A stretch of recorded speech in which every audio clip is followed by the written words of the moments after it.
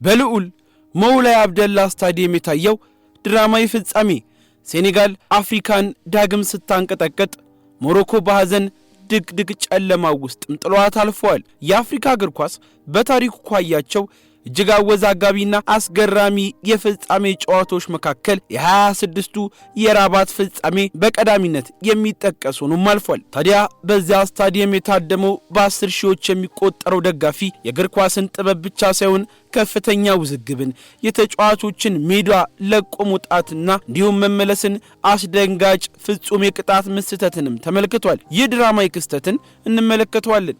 ለቻናላችን አዲስና እንግዳ ከሆናችሁ ሰብስክራይብ በማድረግ ቤተሰባችን እንድትሆኑ ጋበዝን።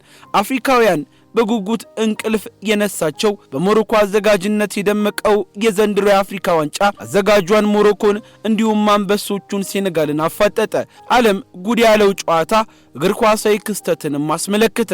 እስከ መደበኛው የ90 ደቂቃ መጠናቀቂያ ድረስ ላስጨራሽ ሆኖ ቢቀጥልም በባከነ ሰዓት ግን ሁኔታዎች ከቁጥጥር ውጭ ወጡ። ሴኔጋላዊው ኢስማኤል አሳር ያስቆጠራት ጎል በዳኛው ውሳኔ ውድቅ መደረጉን ተከትሎ የሴኔጋል ተጫዋቾች ቁጣ ተቀስቅሶባቸው ነገሮች ድብልቅልቃቸው ወጣ። ነገር ግን እሳቱ ይባሱን የነደደው ከጥቂት ደቂቃዎች በኋላ ዳኛው ዣን ዣክ በቫር ታግዘው ለሞሮኮ አወዛጋቢ የፍጹም ቅጣት ምት ሲሰጡ ነው።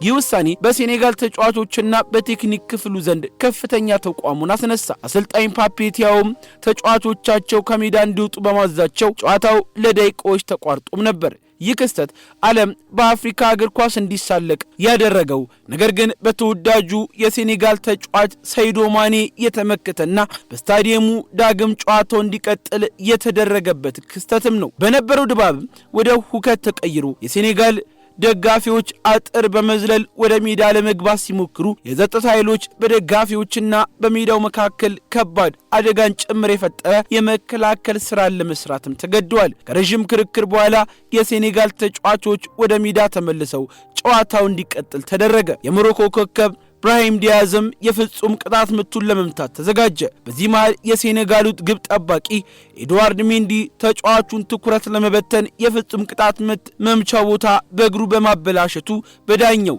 ቢጫ እስከ መሰጠትም ደርሷል። መላው ሞሮኮ በግጉት በጠበቀችው ቅጽበት ዲያዝ ኳሷን ፓኔንካ ስታይል ወይንም በዝግታ ለመምታት ይሞክራል። ሆኖም ልምድ ያለው ሜንዲ ሳይታለል ኳሷን በቀላሉ በእጁም ምፍፍ ያረጋታል። ይህ ስህተት የስታዲየሙን ድባብ ወደ ንጋጤ ቀየረ። ጨዋታውንም ወደ ተጨማሪ ሰዓት እንዲያመራ ምክንያቱን ተጨማሪ ሰዓት የተጀመረው ሴኔጋሎችም በአእምሮ የበላይነት ወደ ሜዳም ይገባሉ። በ94ኛው ደቂቃ ላይ ኢድሪሳ ጋና ዩጌ የላከውን ድንቅ ኳስ ፓፔ ዩጌ በኃይል በመምታት ከመብሪያ ያገናኛታል። ጎሏ ስታዲየሙን ጭር ስታደርግ ጥቂት የነበሩት የሴኔጋል ደጋፊዎችን ግን ደስታቸውን፣ ፈንጠዝያቸውን በጩኸት መልክም ገልጸዋል። ሞሮኮዎች ቀሪውን ደቂቃ አቻ ለመሆን ከፍተኛ ጥረትም አድርገዋል። ናይፍ አጉዌርድ የመታው ኳስ አግዳሚውን ቢመታም ድሉ ግን ለሞሮኮ ፊቷን አልመለሰችም ነበር። የመጨረሻው ፊሽካ ሲነፋ በሜዳ ላይ ሁለት የተለያየ ስሜትም ታየ። የሴኔጋል ተጫዋቾች በፖሊስ ጥበቃ ስር ወደ ነበሩት ደጋፊዎቻቸው በመሮጥ የሁለተኛውን የዋንጫ ድላቸውን ሲያከብሩ፣ የሞሮኮ ተጫዋቾች ግን በገዛ ሜዳቸው ዋንጫቸውን በማጣታቸው በድንጋጤ ሜዳ ላይ ተዘርረውም ታይተዋል። ይህ ድል ለሴኔጋል ከ2022 በኋላ ሁለተኛው የአፍሪካ ዋንጫ ስኬቷ ሲሆን ሞሮኮ ግን ከ1976 በኋላ ለመጀመሪያ ጊዜ ዋንጫ የማንሳትን ሟን በራባት ምሽት መክኖባታልም ነው የተባለው። ጨዋታው በቴክኒክ ብቃት ብቻ ሳይሆን በስሜት በውዝግብ የአፍሪካ እግር ኳስን ትልቅነትና ፈተናን ዳግም ያሳየ ሆኖም ተመዘገበ። የአሳዛኝ ክስተት የታከለበት ከጨዋታ ባለፈ በደጋፊዎች ዘንድም ልብን የሚሰብር ጉዳይን ያስተናገደ ሲሆን በደጋፊዎች መካከል በተነሳው ግርግር የሰው ሕይወት መጥፋቱ ድሉ በለቅሶ እንዲሸፈን የሚያደርገው አጋጣሚ አይዘነጋም። የአፍሪካ እግር ኳስ በታሪኩ ካያቸው እጅግ አስገራሚ የፍጻሜ ጨዋታዎች አንዱ መሆን ሲገባው ይህ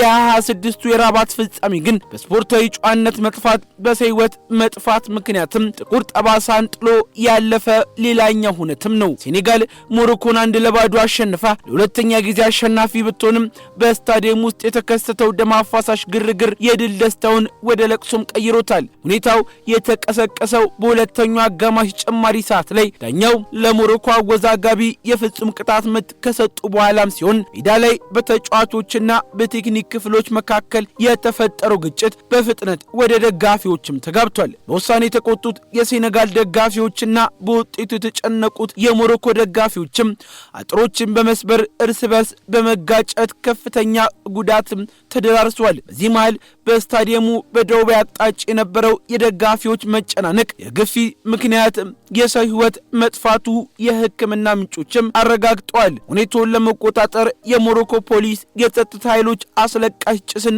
ለመጠቀም የተገደዱበት ስታዲየም ውስጥ የነበረው ድባብ ከእግር ኳስ ጨዋታ ይልቅ የጦር አውድማ ይመስል የነበረበት ሂደትም ወንበሮች ተነቃቅለው የተወረወሩበት፣ ድንጋዮች፣ የተለያዩ ቁሳቁሶችም ወደ ሜዳ የዘነቡበት ሆኖም ታይቷል። ታዲያ ጨዋታው በውዝግብ ለ20 ደቂቃ ተቋርጦ ከቆየ በኋላ የሞሮኮ ኢብራሂም ዲያዝ የፍጹም ቅጣት ምቱን በበረኛው ሲወሰድበት ጨዋታው ወደ ተጨማሪ ሰዓት በማምራት 94ኛው ደቂቃ ላይ ፓፔ ጉዌ የድል ጎሏን ቢያስቆጥርም በስታዲየም ውስጥ ያለው ድባብ ግን የጭንቀት ነበር። የሴኔጋል ተጫዋቾች ድላቸውን ለማክበር ወደ ደጋፊዎቻቸው ሲሮጡ ያዩት የነበረውን በፖሊስ በሕክምና ባለሙያዎች የታጀበ የቆሰሉ ሰዎችን ትርምስም ጭምር ነበር። የአሳዛኝ ክስተት በአፍሪካ እግር ኳስ ላይ ትልቅ ጥያቄንም አስነስቷል። የሞሮኮ መንግስትና ካፍ በደረሰው የሰው ሕይወት መጥፋት ጥልቅ ሐዘናቸውን ገልጸው ስለ ክስተቱ ዝርዝር ምርመራ እንዲደረግም አስታውቋል። የሴኔጋል አሰልጣኝ ፓፔቲያውም ከጨዋታ በኋላ በሰጡት መግለጫ ስለ እግር ኳስ ማውራት ይከብዳል፣ ዋንጫውን ብናሸንፍም በስታዲየም ውስጥ የጠፋው የሰው ሕይወት ግን ልባችንን ሰብሮታል ሲሉ ሐሳባቸውንም ሰጥቷል። ሴኔጋል ዋንጫውን ይዛ ወደ ዳካር ብታመራም የ26ቱ የራባት ፍጻሜ ግን በቴክኒክ ብቃቱ ሳይሆን በደረሰው ሰብአዊ ጥፋት በታሪክ ተመዝግቦም ይኖራል። ከ50 ዓመት በኋላ ዋንጫዋን በቤቱ ለማስገባት የተዘጋጀችው ሞሮኮ ምሽቱን ያለ ዋንጫ ስታጠናቀቅ በለቅሶና በግርግር ለመጨረሻም ተገዳለች። አፍሪካ እግር ኳስ አፍቃሪዎችም ድልን ከሞት ጋር ያደባለቀውን ይህንን ጥቁር ምሽት መቼም የሚረሱትም አይመስልም። እናም እኛም ይህንን አወዛጋቢ ክስተት እንደዚህ ወደ እናንተ አደረስን። ለቻናላችን አዲስ እንግዳ ከሆናችሁ ሰብስክራይብ በማድረግ ቤተሰባችን እንድትሆኑ ጋበዝን።